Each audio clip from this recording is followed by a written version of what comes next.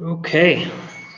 Well, hello all. Thank you. I'm Dylan, Executive Director and Founder of Caminos de Agua. So unfortunately, just for time today, I'll skip a little bit here. So I'm going to move through this a little bit quickly. And I might skip a few parts of the presentation, but feel free to stop me if there's any questions or anything like that. I'm happy to answer them, but we'll have time at the end as well. So we'll see if this thing works. It works. Yay. Okay, so this is the agenda today. Before we talk about our work, I really about what's going on with water. I know some faces in here, so I know you guys have probably heard this from me once or twice before, but hopefully there's some new information for everyone. Get kind of some of the history of Caminos, but I'm going to focus really on the two major issues that here, which is water scarcity and all this new class of water contamination. So I'm going to be jumping back and forth a little bit between the contamination and the water scarcity issues. And then talk a bit about what the actual consequences of all that are. And then from there, I'll into we are de Agua and some of our programs, our mission, and a little bit about where we're going in the future, and then just kind of sum up some of the major takeaways and have some time for some questions. So jumping in, I'm going to skip these ones real quick and just get into what we started about 12 years ago in Agua was we started working in this region here, the Alto watershed, also known as Independence watershed.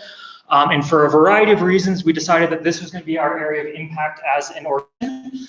And we were going to try to develop different implementation models, technologies that impact the water quality and scarcity issues we face in this region, but that can also be freely replicated by other parts of the country, other parts of the world that are dealing with similar issues. So just as a note, this is a region of about 700,000 people and about 2,800 different communities across these 7 municipalities. And you can see San Miguel down there at the bottom with the big Presa Allende and the raging Rio Laja River coming down. And it's about 6,840 kilometers squared. But this, again, is the area where we really decide to focus in on. So what's going on here? We started drilling wells into our aquifer in the 1950s. Now, why is the aquifer important? Because that's where all of our water comes from here in San Miguel and the greater region. About 99% of all the water we use comes from underground aquifers, from groundwater.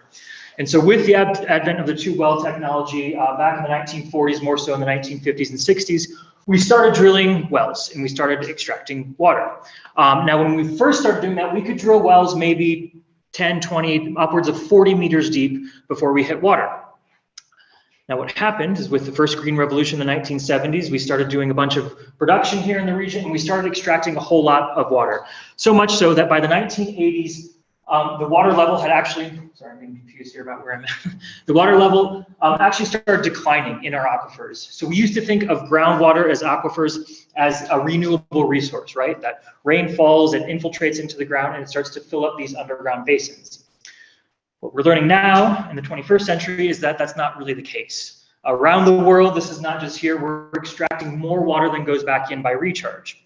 And so what happens is the water table starts to drop. So much so that by the early 1980s, I think like 1983, there was what was called the final Veda decree on the entire state of Guanajuato that basically said nobody can drill any more wells in the entire state of Guanajuato without federal approval from the federal government, because they knew that they were over extracting that groundwater to an unsustainable rate already.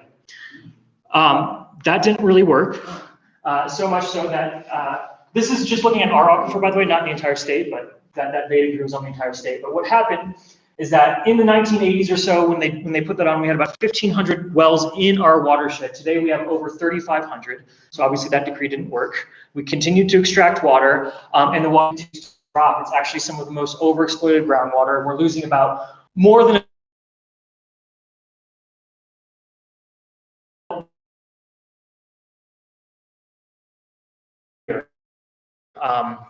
more than, what is that, like 3 feet? Yeah, per year from our water table. So every single year the water is dropping. We're losing much more in other parts of the watershed, but average is somewhere around 1 meter per year. And with that, what's happening, you can already see, arsenic and fluoride. These are naturally occurring metals and minerals that are in the water, are becoming more concentrated the deeper we go into that deep groundwater. So we're losing our water, and it's becoming becoming increasingly concentrated, because again, the further down we go, the more concentrated those minerals become. And we kind of pop out to level here, and we can actually see this is a map called from the Resources Institute that's looking at water stress around the world. And you can see here, this is our region up here, that deep red means we're that extremely high water stress. It's actually some of the most overexploited groundwater in the world. To get to that extreme category, they're measuring water table loss at like centimeters per year. And again, we're starting to measure it in meters per year. And this index, it measures between 1 and 5. And when you're at 5, it means you're at what we call day zero. That means when a community water supply is completely running out. And this has happened, you know, if you guys have followed any kind of water politics with Cape Town, South Africa, in Chennai, India, a population of like 9 million people declared day zero. Monterrey, Mexico last year declared day zero for water stress issues. So if 5 means you're at day zero, Guanajuato is at 4.94 on this. It's the second highest in Mexico, just behind Baja California. And so what we're seeing is with that water table loss at, you know, meter or more per year, is we're losing on a state level about 1 billion cubic meters of water per year from our aquifers. You know, it's a big number. What does that look like? That's like taking the Presa Allende here, the Allende Dam, when it's at its complete fullest, and draining it totally, and then doing that again another 5 or 6 times, and repeating that every single year. That's how much water we're losing every single year from our groundwater resources. Now, the major culprit of all of this is complicated, but for our purpose, we'll call it agriculture, industrial scale agriculture. Of course, that's well, we'll just leave it at that for today. But 5% of all the groundwater we use in our region goes to large-scale, mostly multinational agriculture. Guanajuato is one of the largest producers and exporters of broccoli in the world, for instance. But it's not going away. It's not all for export. We also have a massive amount of alfalfa production here in our region and throughout the state. Alfalfa is almost exclusively used for the Mexican dairy industry, for milking cows, which is for national production. But the point being here, more than anything about where the water is going, whether it's being exported or not, a good amount of it is. But the point being is that because we want to have everything all the time in our consumption, we want to have, you know, these crops and milk and all these things all the time. We are over extracting our groundwater substantially, which again is a finite resource. It's about what we call 30% overexploited, which means that we need to lower our water use 30% to actually get to an equilibrium. And if 85% is going to agriculture, we can't fix this without dealing with agricultural production. So that's a political point, right? It's a political point. It's a human point on our consumption. It's a very complex point indeed. So kind of jumping to where we are at Caminos de Agua, we came on the scene back in about 2011. And our first program was water quality monitoring because we were responding to community needs. We were working with a bunch of different grassroots organizations at the time, and we were trying to figure out how we could be more supportive. And what they were saying is that we really need to understand these levels of arsenic and fluoride better. There had been a study done in the early 2000s, and then another one done by the San Miguel municipal government in 2006 that started to uncover these levels of arsenic and fluoride. But they're very difficult to test in the water with these contaminants. And so we started partnering with universities to get updated information back in 2011, 2012 or so. Today, we've tested well over 600 sites here in our region, but we've partnered nationally with a bunch of different groups, but a lot of different university partners, University of Guanajuato, also foreign universities, to gather this data together over the years. And what we found is pretty extreme. So fluoride, looking at this first, this line right here, this dotted line down here at the bottom, is the maximum allowable limit for fluoride. And you can see that we have many sites. All those red lines there mean that they're exceeding the limit. The black lines mean it's substantially exceeding the limit. And each one of these are mostly community wells, rural community wells. Some of these are like urban taps and things like that, but it's mostly urban wells where people have no choice but to drink this water. And we're now testing, Mexico actually just changed its norm. So it's in Spanish, but it says 1.5 milligrams per liter. They actually lowered it to 1 this year. So that means a whole lot more communities are going to be above the limit starting right now. But we've tested levels upwards of 18 times above the New Mexican limit for fluoride. And again, in communities where people are absolutely drinking this water because there's honestly no other choice. Now looking at arsenic, this big blue line, I don't know why the other one was dotted, this one's big and solid, but that's the maximum allowable limit for arsenic, 10 micrograms per liter. It's both the World Health Organization limit and the Mexican limit. And we've tested sites. What we're seeing over here is about 23 times above the maximum allowable limit for arsenic. And again, in communities, those are all rural communities. Those big black, very tall lines are all rural communities here in our region, in our watershed, you know, an hour or so away from San Miguel at most, in many cases. And so, anyway, but one thing I want to note is it's not just rural communities. Urban San Miguel has a problem with arsenic and fluoride as well. This is just one example from our water quality monitoring program, but what you see here is the same site for arsenic and fluoride when we tested in 2017 and 2022 again. And you can see for both of those, arsenic and fluoride back in 2017 were right around the maximum allowable limit, right? You know, fluoride was a little bit above, arsenic was a little bit below. But just testing that exact same site 5 years later, we see this major spike, upwards of 2.5 to 3 times above the allowable limit. And we're actually seeing arsenic levels spike much more precipitously here in San Miguel. So we take all this data and we put it on our water quality monitoring map. So you can access, this is just a screenshot, but you can go to our website, caminosdeagua.org, and you can zoom in on this map here and you can click on all those different points. And you can see kind of what your water quality is like. We have lots of urban samples as well, not just the rural ones. But what you see here is just basically all these points that are blue means that those comply at least with arsenic and fluoride norms. The yellow points mean that this water is really not safe for children on a regular basis. The orange means that nobody should really be consuming this regularly at least. And those dark red points around that you can see up in the northern part of the watershed, this is the outline of our watershed, by the way, are potentially acutely toxic, like nobody should ever be drinking this water ever kind of thing. Now, so this is our region, but we were able to take a lot more data and with a national network called INCA, which is the Inventario Nacional de Calidad de Agua, which translates to the National Water Quality Inventory, which is a big group, a national group of which we're part in Caminos de Agua, of different organizations, but lots of researchers and academics who are mapping out arsenic and fluoride around the country. And one of the big things we did is we made the Federal Water Commission make their water quality data public for arsenic and fluoride, I don't know, about 5 years ago or so. We published it all here in this book. And with that, we were able to publish national data on our website here. So I know this looks like a mess right now, but when you go to the website, you can zoom in there and see, if you're visiting northern Mexico, you can zoom in there and kind of see what the water quality is like there. We were able to make several thousand points public through this network. And found things pretty scary, like about 35, a little under 35% of all of the sites tested throughout Mexico from CONAGUA, from the National Water Commission, were above the limits for arsenic, for instance. So there's a huge arsenic problem around the country. And actually through this, we found that it's not just here in our region, but it is in the country. About 20 different states have excessive levels of arsenic and fluoride that surpass drinking water quality norms. And we estimate with that about 21 million people throughout Mexico alone who are exposed to excessive levels of these contaminants, and at least 300 million people globally.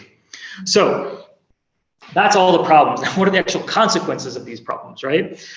So for one, jumping back to that other issue of water scarcity, is that water is literally running out. Day zero, that scary thing I was talking about, doesn't happen all at once. Something that happens gradually in a lot of different places, and it's happening right now all around us. These are both different water deposits connected to community wells right here in our region that don't have water anymore. So this one here on the left, if you're in the room looking, is a community called San Antonio de Lourdes that we worked in for many, many years. And what happened is that they're right next to a big agricultural production. And their well, it serves about 300 different families, like a good amount of families, and basically just completely dried up and collapsed in on itself, physically collapsed in on itself from being so overexploited right next to them. And just as a note, I mean, good water access in some of these communities means getting water, 1 or 2 days a week in many communities that have decent water access. They might be getting water, 3 days a week for a few hours at a time.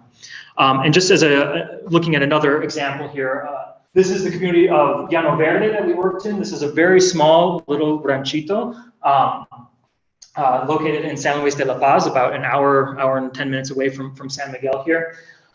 And this is a small community of 17 families that we were working with that are connected to a big well that's serving like 6 other rural communities, which is really, really common here in our region. And so what happens is that they only get a little bit of water at a time, but this, for these 17 families, what this picture is right here is their only water tap for the entire community for all 17 families. They're getting less than like 5 liters a month per person, but they're paying still upwards of 90 pesos per family to have access to that water. And we were asking them, like, why do you keep paying if you're not getting any water? And they're like, well, because we don't want to be late on our bills if one day water does come. But we know that water is just becoming more and more difficult, and the chances of them actually getting water access is. Sorry?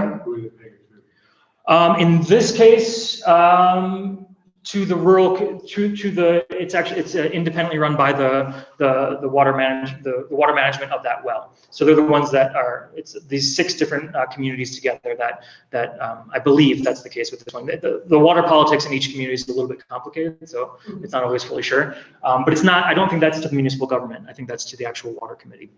But just to say that this is not uncommon. There's lots of communities that have very, very limited water access, usually also ones that are much smaller, have less access for a variety of different reasons. Anyway, I just want to put that up there as an example, but kind of jumping back to the contamination issue again. Again, we're jumping back and forth a little bit, I know, but we obviously there's lots of people who are consuming this water, and that's causing a lot of public health issues. So starting with fluoride, first of all, it's really important to say that we need fluoride. Fluoride is necessary for the human body in certain concentrations. But once we start consuming it at the concentrations I was showing before, not even the 18 times above the limit, but even just 50% above the limit, twice the limit, which is very, very common. Over 40% of all the wells we've tested are above the limit. But that's when we start to see a bunch of health impacts. So fluoride, the reason it's in toothpaste and things like that is because topically it has a really strong reaction with calcium, and it can fortify calcium topically. But again, once you ingest it into your body through your drinking water, it starts to have that kind of opposite effect on the calcium. It starts to accumulate in the calcium. And so what we first see is what's up in the top right there, which is severe dental fluorosis. This is a girl in San Miguel. This is irreversible, by the way. It's just permanent on her permanent teeth. This was a girl that was just drinking water that I think was about twice the limit. So again, we've seen levels substantially higher than that. That's going to manifest itself into things called like crippling skeletal fluorosis, which is actually deforming the bones through the development stages of life. And more so, what we've seen in the past, like 5 to 7 years or so, are some more longitudinal studies looking at cognitive development and learning disabilities in children who are exposed to excessive levels of fluoride. There's some really important studies done looking at a direct correlation between children's developmental and their IQ with the amount of fluoride they were consuming in the water, which was actually done with here in Mexico. So fluoride really impacts especially children, not just on cognitive development and learning disabilities, but also on their teeth and on their bones and things like that. Children take these minerals and these metals much more acutely. Arsenic, on the other hand, arsenic, there is no good amount of arsenic water. We have limits just because arsenic we're going to find is really hard to remove, but arsenic is just really, really nasty. It's a complete toxin to us. And even the World Health Organization said, after discovering arsenic in, this is not working anymore. I think you did something over there.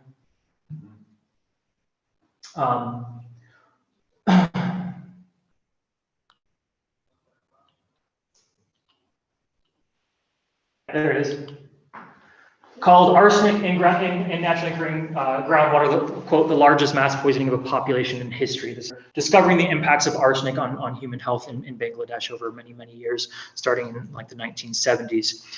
So arsenic really impacts all sorts of of our functions. I always tell people, like, what doesn't arsenic impact? The more we study it, the more we see that even people who are exposed to really low levels of arsenic over time are in all sorts of chronic conditions. So things like skin lesions, this thing called arsenicosis, which comes from the word arsenic, which are lesions on the skin and the feet, things like that. Also tied to things like cognitive development and learning disabilities in children, but really a couple different types of cancer have been very closely correlated to arsenic in the water, specifically gallbladder and skin cancer. But again, the more we're studying it, the more we're seeing things ties to kidney cancer, lung cancer as well. So arsenic is really, really nasty over the long term. So all of these issues kind of came together way back in 2013 when we first started studying all this. We presented all this with a group, a coalition of a bunch of grassroots organizations here in the region, at the time called Codecine, in front of the Permanent People's Tribunal, and they said, quote, again, you got to stop, I think, with that. I don't know, there's something, you have to have it like on full screen there for this to work. Can you click on it? Yeah, can you just leave it like that? Okay. No. Can you stop clicking, please? Yeah, just leave it. Okay. So the Permanent People's Tribunal just called this basically that this entire region should be declared an emergency zone due to the environmental and health impacts of the overexploitation and the contamination of our surface and groundwater here in the region. Yeah, called the Alto Relaja watershed region. Yeah. Mm-hmm. This entire region. It was what I was showing at the beginning, the watershed region there. And so, getting ahead of myself, but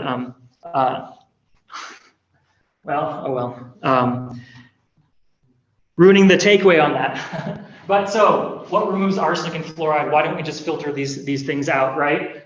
So we have all these different options. We have the very basic options like boiling water and simple filtration that we can use in rural communities. But we also have these other options that are very common here in San Miguel, like whole house water filtration systems. These kind of fancy tabletop models like the Niken and the Berkey, but none of these things can remove arsenic and fluoride from the water. That's it's one of the biggest challenges that we face. These contaminants are completely dissolved in the water. They are inorganic, just to mean that they're very, very hard to remove without some sort of chemical reaction or superfiltration. And unfortunately, there's just a lot of bad communication about these things. Just today, someone sent me some sort of Facebook post, I think on the Civil List or something, where someone was pushing some sort of ceramic filtration device to deal with the arsenic and fluoride. None of those things work. It's one of the biggest challenges we face with these new kind of water contaminants moving forward, is that they're very, very difficult to deal with. Again, they're just completely dissolved in the water, and that's really where we came on the scene more with Caminos de Agua.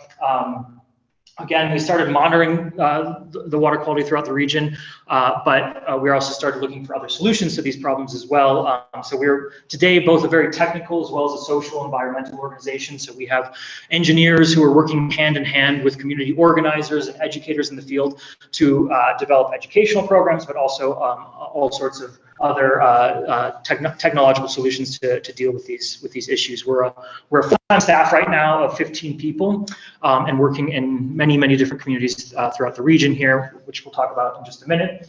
But just to say, our mission is to improve human health and community well-being through adequate and affordable access to clean water. We've been doing this since about 2011, 2012, so about 11, 12 years now.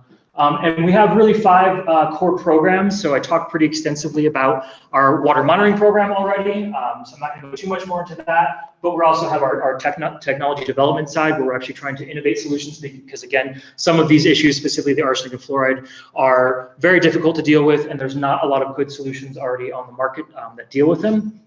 We have what we call community implementation, which is actually working with local communities to build solutions, filtration systems, rainwater harvesting, a bunch of other things we'll talk about. And all of this is accompanied with a variety of educational programs. And more so what we've been working on in just the last couple of years, it's a challenge, but is more of the advocacy issues and how do we actually work together to create more systemic change to the root causes of these, which is the overexploitation of our groundwater in the first place, because just implementing solutions in communities doesn't solve the actual core issue at hand. But that's a balance that we'll talk about in a minute. So just kind of as a story here, so this is us 10, 11 years ago in a community doing water quality monitoring. And what was happening is that we were testing all these sites, again, a few hundred sites throughout the region. You're gonna have to click on this again if you keep moving that around. Yeah, if you could just leave it, that'd be really helpful, thank you. And so we were going to these rural communities and we were just giving them really bad information, because this was when we started, again, 10 years ago, really started uncovering these very excessive levels of arsenic and fluoride. And by the way, there's no good solution. Really the only thing that people can do is buy commercial bottled water, garafones, from a reputable source, and it's kind of hard to find reputable sources in a lot of rural communities. Or reverse osmosis is really the only commercial treatment system. I'm not going to go into depth on that right now, but it is a available solution that will deal with these contaminants.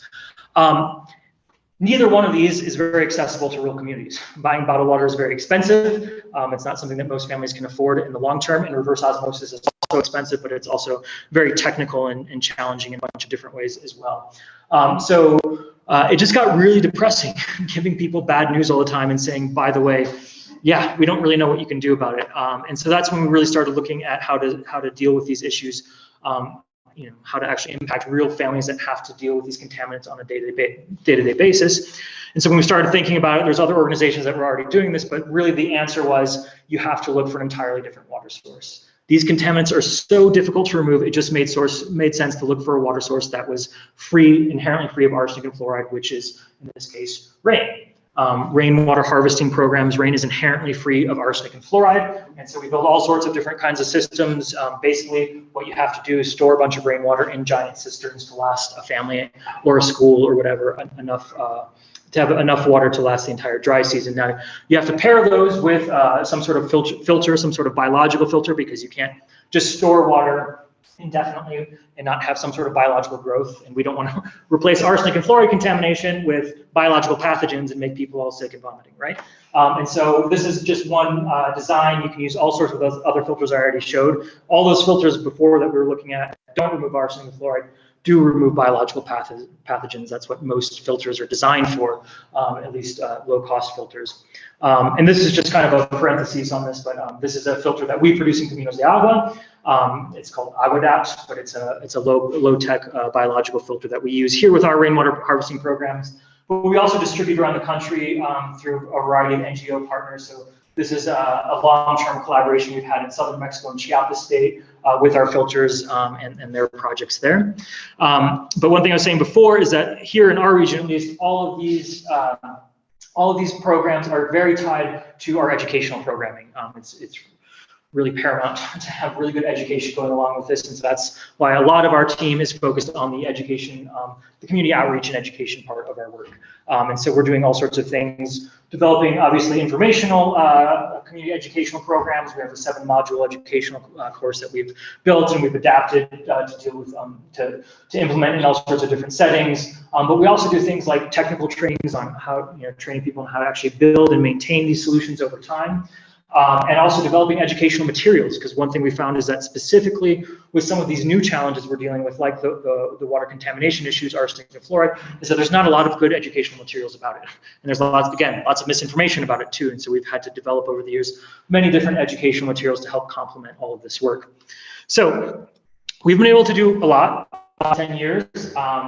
With these kind of programs, rainwater harvesting, filtration, all this, we've worked in about 120, a little bit more, like over 120 different rural communities, mostly here in our region. We have done a little bit outside in other parts as well.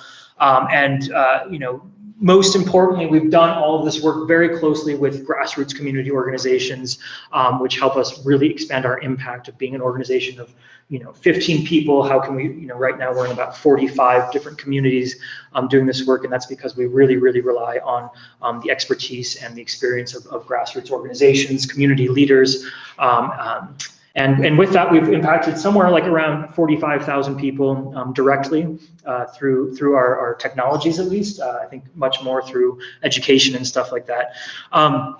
But it's not nearly enough, right? I mean, we're talking about tens of millions of people here in Mexico who are dealing with these issues, hundreds of millions of people globally. So that's why we come to our technology development program. And this is something we've had for many, many years now. And we're doing a lot of different things, but mostly we're collaborating with a bunch of different researchers, a bunch of research institutions, Imperial College of London, North Carolina State University.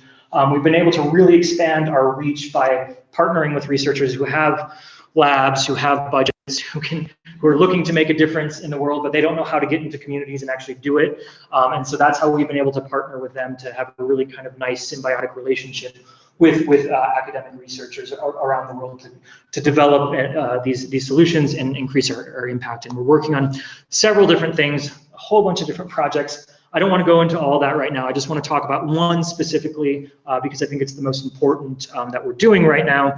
And yeah, I don't want to bore you guys with all of the nitty-gritty on the science stuff that we're doing. But the big one that we're doing is our groundwater treatment system. Now, this is a community scale treatment plant that removes arsenic and fluoride. We've spent about 6 or 7 years developing this, again, with all of our research partners. But the point of this is that to do those rainwater harvesting systems, which is really the only actionable solution that people can do, it works. But again, our impact is going to be limited. Each one of those systems is for one family. You need about $1,200 or per system per family. So it's a pretty high upfront cost for the impact that we want to create. So that's why back in like 2016, 2017, we started really thinking about how can we create some sort of community-wide treatment plant for communities that still have relatively decent water access. So this isn't going to work in communities that don't have much water, but a lot of communities still do have a lot of water, and they're just really suffering from arsenic and fluoride contamination. And so, this is our first treatment plant. Again, it's been many years in the making.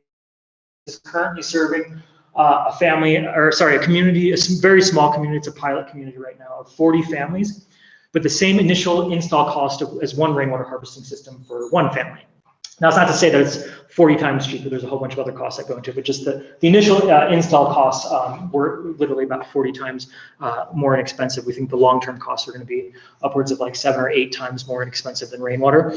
But the real advantage is that we can install these very quickly and impact an entire community, get them off of contaminated water, and hopefully get this next generation of children who are much more exposed to these, who are much more vulnerable, thank you, to these contaminants off of that contaminated water much more quickly. With that, these systems are incredibly easy to use. So this is the difference between the only other option, which would be a reverse osmosis treatment plant. And also they don't waste any water, which is what reverse osmosis does. And I don't want to go into like all the details now just for time's sake, but just to say that these are incredibly simple, but very technical systems as well, but they're basically columns that are filled with different things to target the different contaminants. We've got one that we buy for arsenic. One of the biggest things that we developed here in Caminos de Agua is that black charcoal looking stuff in the top right there, that targets fluoride specifically. We've designed and developed that here in Caminos de Agua based off of existing technology. We're not inventing anything new, but what we designed is a bone char that actually absorbs fluoride more efficiently than anything else on the market. We've also designed a system, well, I won't go into the details, but just to say that technically it's really important and very interesting and very functional, but it works. We know it works. We spent 6 years proving that it works. And the most important innovation of this is not technical at all. It really is, it's social, it's human. This is a completely community-owned system. So, again, this is just the first example, but this started with a group of women who came together, a group of mothers specifically, who were concerned about the health and well-being of their children and also their community. And now they are in charge of their community's first source of clean drinking water. This is a group of women who at first were afraid to even turn on a tap. And now they're independently monitoring the system. They're actually doing quality analysis on it. They're checking for leaks. They're fixing those leaks. And they're actually taking payments as well. And those payments go to them. They don't go to Caminos de Agua. That covers the ongoing cost of the system. And just as a note, I mean, so these 40 families, they're paying about 50 pesos per month to have as much access to cooking water as they need.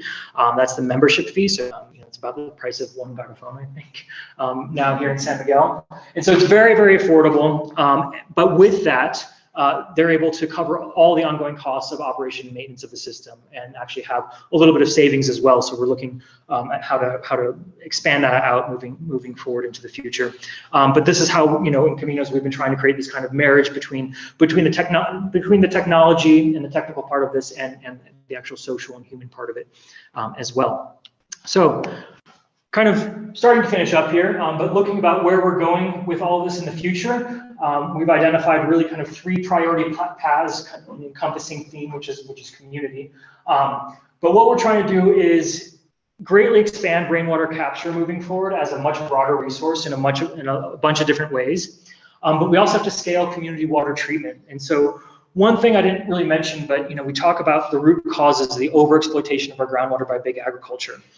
Like, yes, that's a root cause, that's a systemic issue, but the contamination is also a systemic issue, which is caused by that, but you can't solve it by lowering water use. The damage has been done. There's no going back on groundwater contamination. We have to live with the arsenic in our water.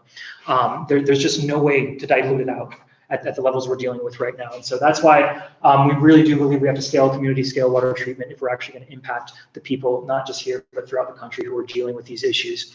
But we also have to deal with the elephant in the room, which is the overexploitation of our groundwater. And so that's why we're looking with our third priority path at how do we actually look at groundwater conservation, and then in some future actual, you know, recharge. So just kind of a few points on that. With rainwater harvesting, Roberto mentioned this earlier, but we have to greatly scale our impact through specifically collaboration. So bringing on a lot of different actors. So one being what Roberto mentioned, which is the municipal government of San Diego de la Union. That's the municipal president up there in the top left, who's going to be investing, I think, in total somewhere around 7 million pesos in rainwater harvesting solutions since we started working with him about a year and a half ago or so, which is just greatly increasing access to rural communities throughout the region. Bringing on all sorts of other partners like Rotoplast, but big foundations like Rio Grande, and of course like our core, which is our grassroots community partners, which are several of these on here: Cuba Paz, Secopa, San Cayetano Community Center. We can't do any of this work without having the community buy in there. And then with our groundwater treatment system, what I wanted to say there is we have a goal. We're working very closely with the State Water Commission right now. They're very, very interested in this as a solution because what they've been installing hasn't been working. They've been installing some reverse osmosis treatment plants to deal with some of these issues in the communities that have very high contamination, but they're having a really hard uptake because it's very technical. It wastes a ton of water. There's a whole bunch of different issues with it. And again, we have a system that's much simpler, much more affordable, much more easy to operate. And so we're working closely with them to validate and certify, well, they can't certify, but to verify our system. That's actually them on the left-hand picture there, taking water samples and at our groundwater treatment system, and it's actually the community members that are explaining to them how it works, not us in Caminos. But with this, our goal is to make 10 substantially larger scale systems over the next 5 years. We're currently working on installing our second full-scale one in a community called Alonso Yanez, which has fluoride levels that are 5 times above the allowable limit right now. It's just massive. But this is a community, instead of, you know, one family or 50 families with rainwater harvesting, this is a community of 250 families. So this is a pretty big community. And so with that, we're looking to impact directly about 10,000 people over the next 5 years with this system. But the real goal is not really about us replicating it here with those 10,000 people in our region here in San Miguel. It's about creating a scalable and replicable model that other people can take on throughout the country and run with. And so we're working on a bunch of different things to make that feasible. But our biggest goal is to kind of remove Caminos de Agua from the equation as much as possible so that these kind of treatment plants can be replicated by governments, by other NGOs, by other actors. And so we're in a process now over the next 18 months of building 3 large-scale models on the road to those 10, with the idea of really documenting what works. There's a lot of different social issues we need to work out, much more so than the technical. There's some technical challenges as well. But that's what we're going to be working on over these next 5 years, is creating this model that people can kind of take and run with. And so kind of like the last thing I want to talk about and just mention is the advocacy, like how do we actually deal with the root causes of our water crisis. And so we're partnering locally here with groups like Global Justice, Educación Colaborativa, and the Agua Network, which is a local San Miguel network of well, it started with like 20 some. I don't know how many active organizations are in there right now, but we're becoming more active again. But it's a network of local organizations who have come together to look at water issues. We're also working with federal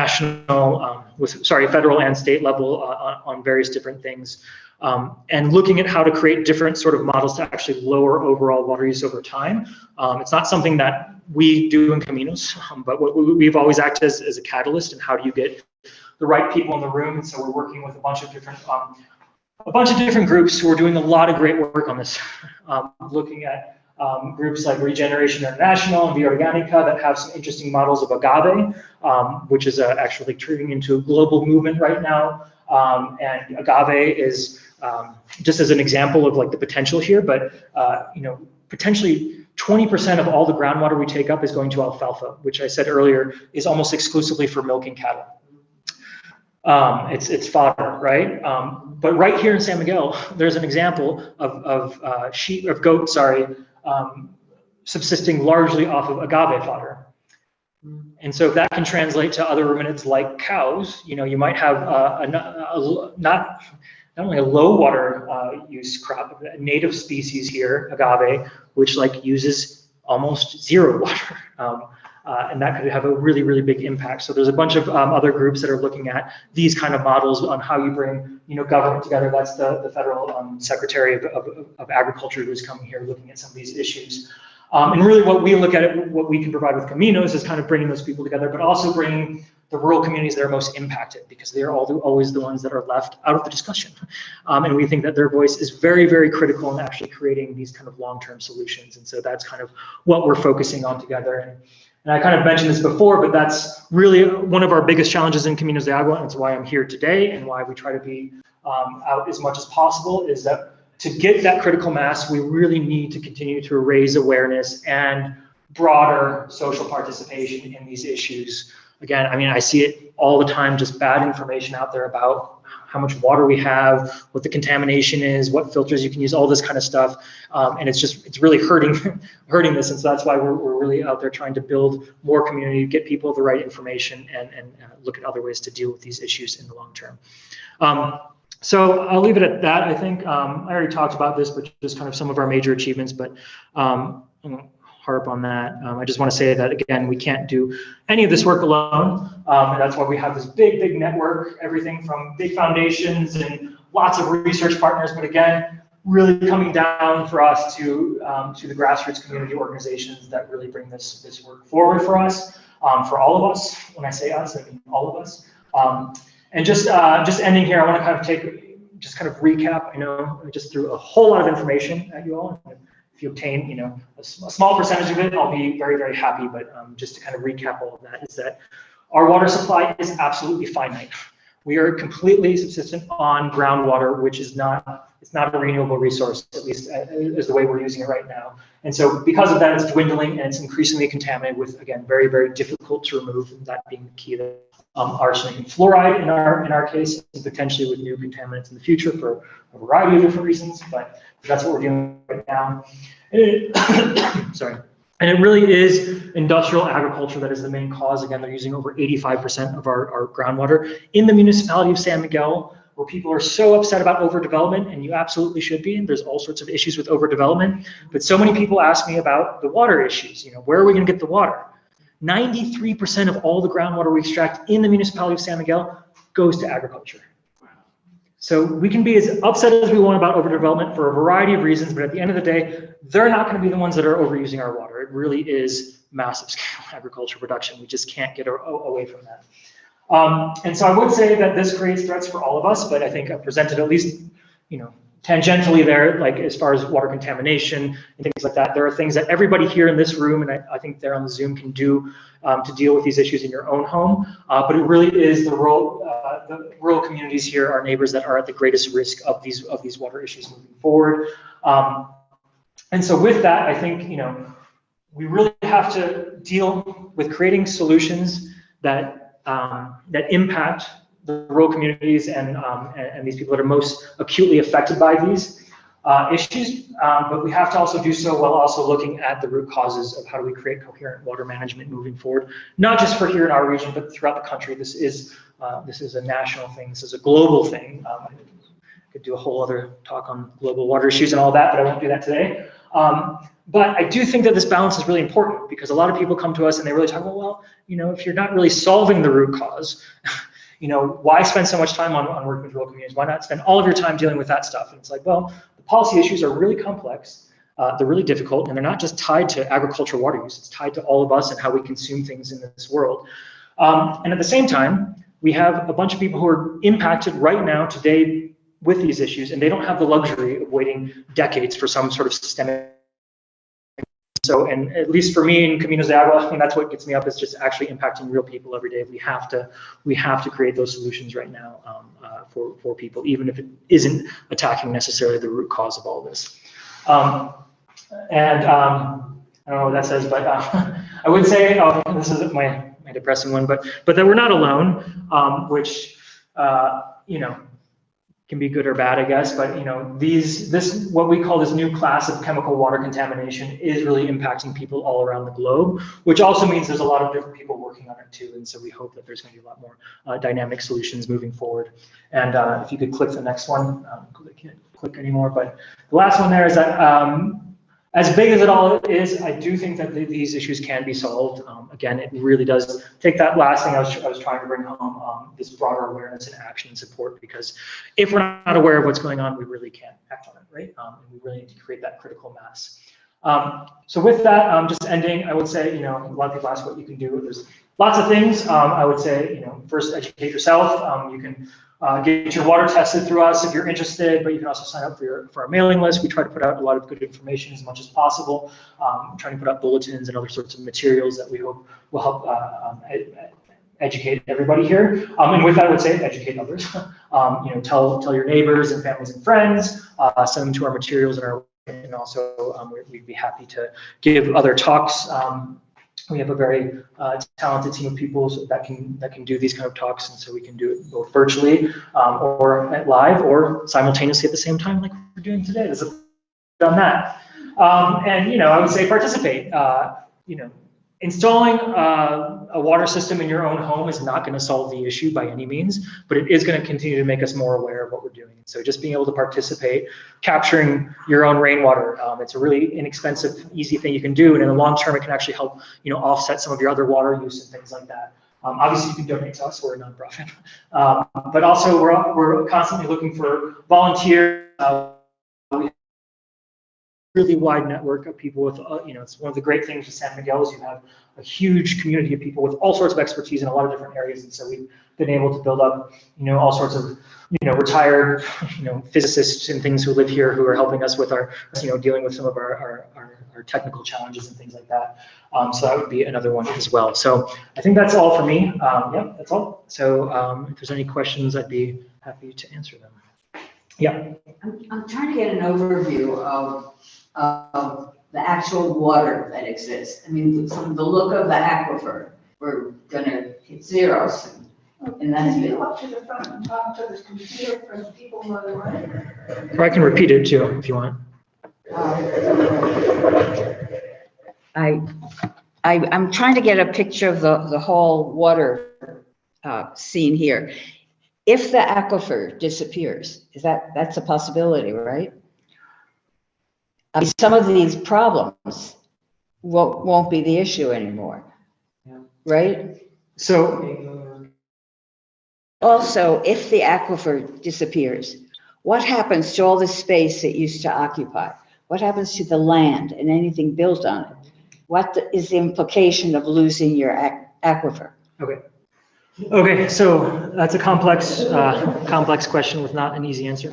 These are your saying. And we also did mention water lilies, but I suppose it's peripheral too. Yeah, that's kind of peripheral, I think. I mean, that has to deal with our wastewater treatment plant and a bunch of different issues, which I'd be happy to talk about more. But talking about the aquifers, which is what the purpose of this is. So for one,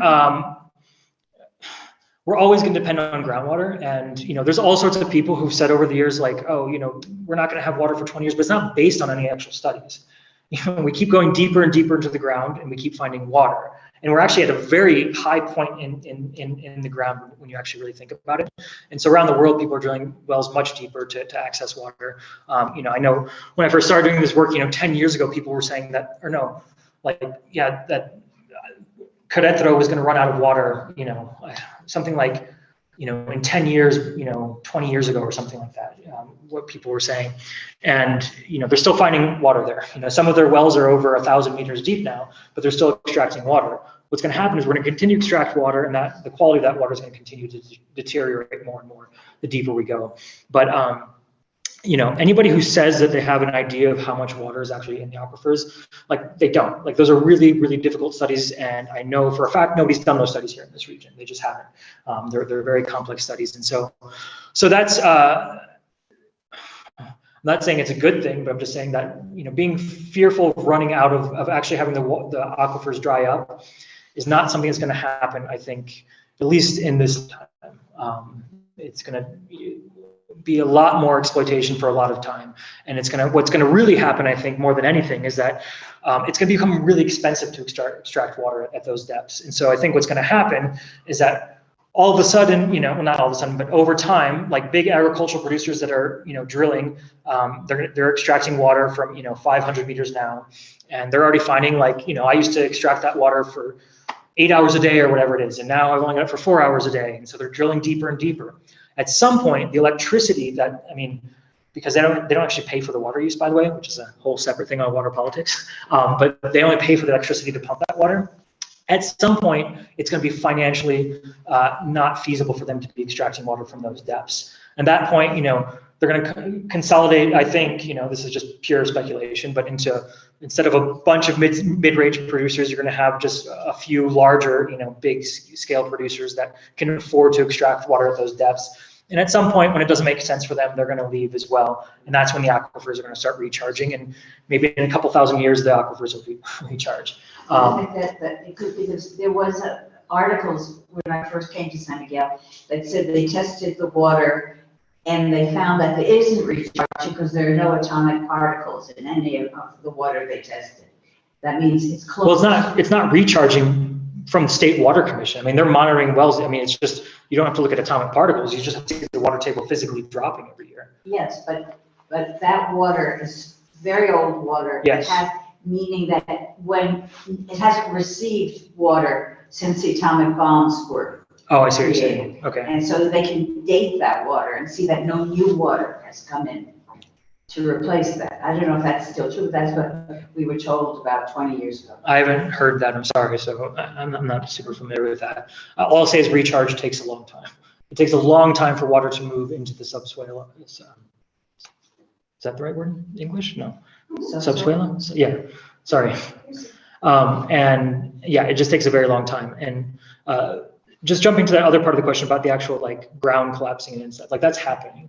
You can actually see that happening. So around the world, things are caving in. Here in our region, you can see huge cave-ins and in areas where they're extracting a lot of water and things like that. And that's why wells are actually literally collapsing in on themselves.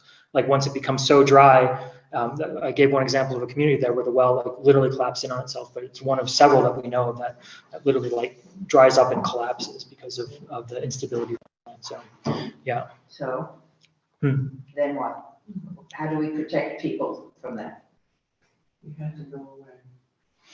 Yeah, we have to stop extracting so much water. We have to create an equilibrium. Yeah. Which is what I was saying with the balance. We have to do both. We have to find ways to lower our water use over time, and also deal with the consequences of it right now.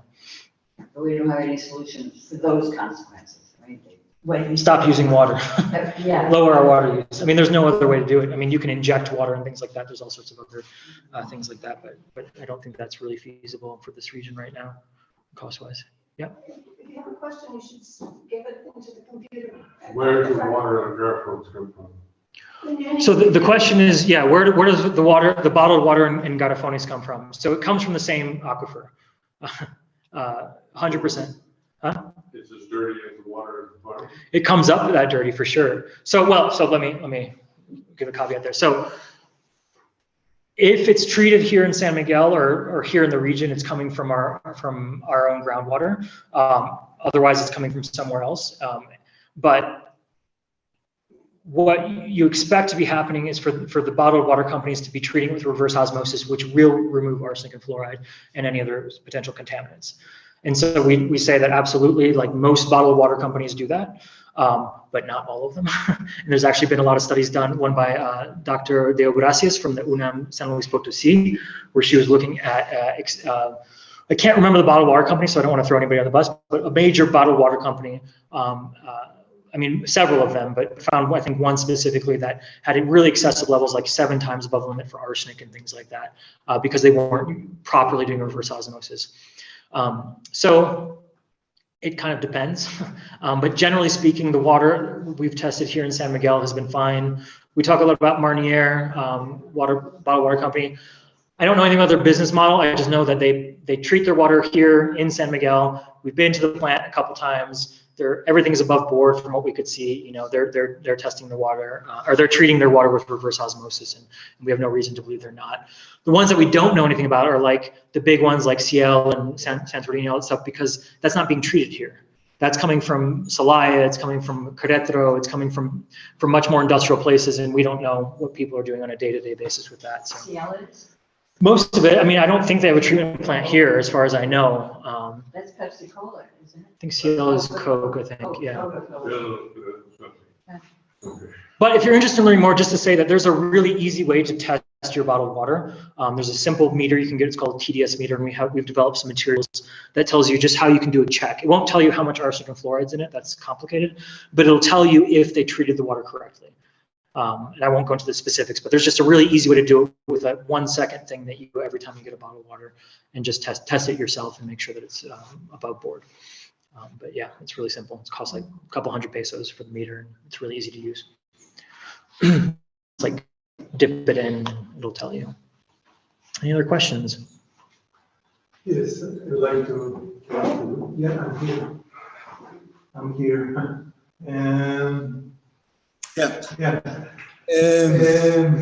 I recently went to a demonstration of a guy from Pasma who gave a speech, a small talk with children and with young people in urban areas. And the thing that they mentioned was very, very simple. It started, for instance, that one of the key aspects was to locate the right place to drill a well in the urban area. And so it was for me was strange. And the main focus he had was on they call the water culture that reflects only basic cares of don't waste so many water when you bath yourself, or what to do with the water you use to wash your dishes and stuff. Very, very basic. But they don't mention at all watershed or obviously they don't mention the agriculture use of water and stuff. So I think the situation in urban areas are quite different from the ones that you already mentioned. Oh my God! What kind of comments would you raise in such context of urban areas? What can be done? What should be done? I mean, I think we should do some water culture stuff, because I think it's helpful to understand more and more about our water. And so doing conservation things in our own homes and connecting ourselves to our water, I think, is really important on one side. I think it's the problem with so much of it today is that we're so disconnected from everything. No one knows where our water comes from. And so being more aware of it, of how much water we use, just so you're more connected to it, I think is important. I also think that only doing that then miss point. And it points the blame on the individual, which is just not true. It's not even, it's not even industrial water use, it's agricultural water use, And so I think that's unfortunate, because I think if you're going to take the time to talk about the culture of water and not talk about where our water comes from and who's actually using it, then you're missing the whole point in the first place. So I don't know, I would say that, I guess, I think on the same side, Sapazma has a really hard job. I mean, I will say, like, with all the issues and everything, like, you know, they have no jurisdiction over agricultural water use. Sapazma can't do anything about agricultural water use. But all of that water, to a certain degree, is connected. So even if you're talking about urban water use, like our urban water, our urban aquifers are connected to the extraction in rural communities of, you know, agriculture and all that kind of stuff as well. It's not. If you think about a giant cup filled with water, and you know we're here on this part of it, and you're here on this part of it. If you're sucking down more water from over here, the water over here is still going to drop. So it doesn't matter how great we are using our water in the urban area, we're not immune to the people outside who are over extracting the water. I guess that's what I would say to that. I don't know. So you actually advise that we should all get our water tested to see where we are at with the contaminants? I think it's a really personal thing. You know, what we tell people is, like, you know, our private water testing services help support our organization, but at the end of the day, our recommendations are going to be the same whether you have contamination or not. It's going to be, you know, still use a reverse osmosis filter or capture rainwater or whatever, because even if you don't have really high contamination right now, it's not to say that it's not going to be there in the future or even tomorrow. So depending on where you're at in San Miguel, so there's like 20, and there's going to be about a lot more, but at least 20 urban wells right now. But a lot of those wells are mixing with each other, and I don't fully know how the whole Sapazma system works, but they have, you know, they're able to mix their water, and so we've seen places that, like, literally within, I think 24, 48 hours, you know, jumped in contamination substantially, just because of how the network was set up and how they were mixing water that day or whatever it was. I'm not fully sure, but we've seen pretty substantial changes within a short amount of time.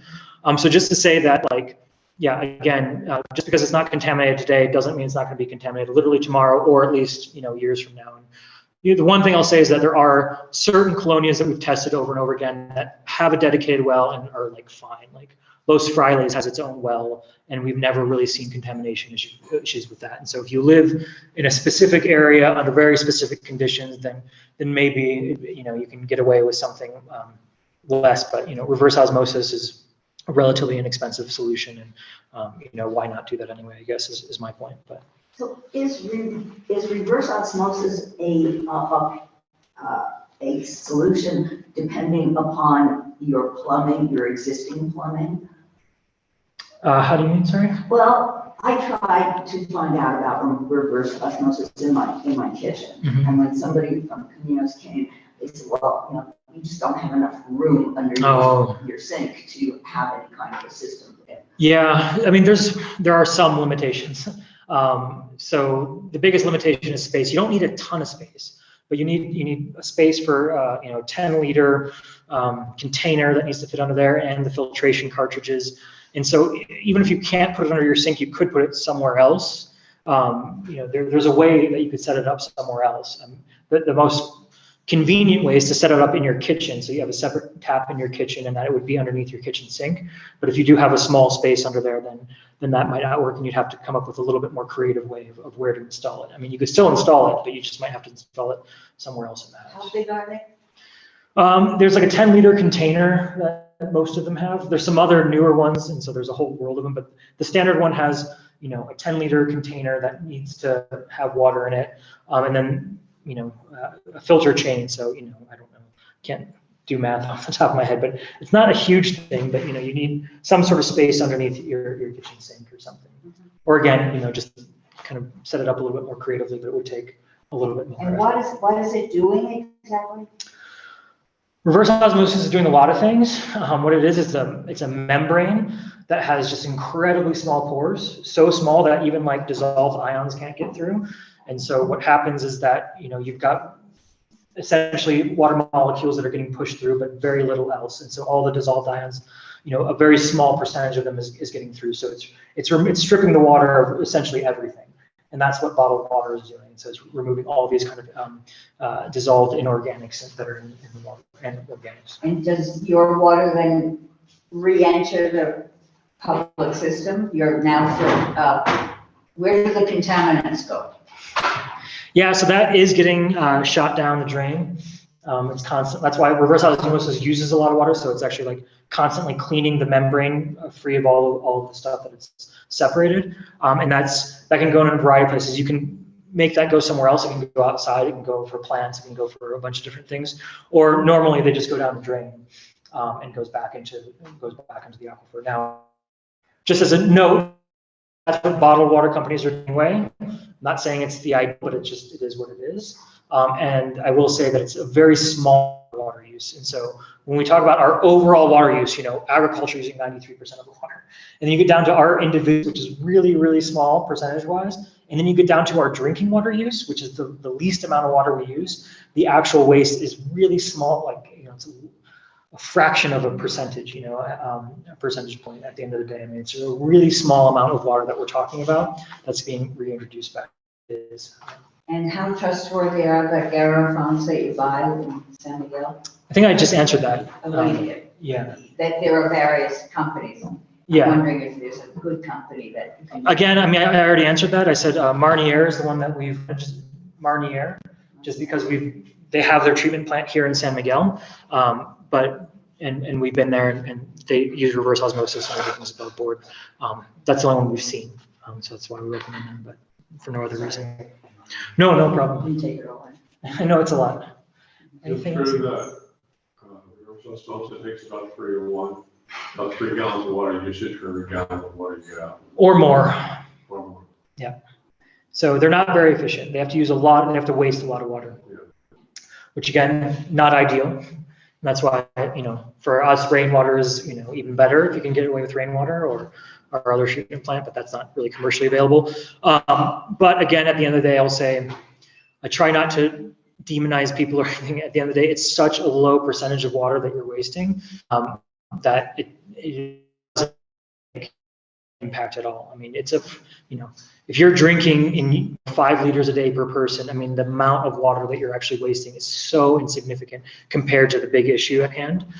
Now, on the opposite side of that, I will say that, if you are concerned with that, you can use that water. You don't have to send it down the drain. You can have, work to redirect that water somewhere else. You can use it to flush toilets. You could use it in your garden. You can use it in a bunch of different ways. And so you don't have to waste that water.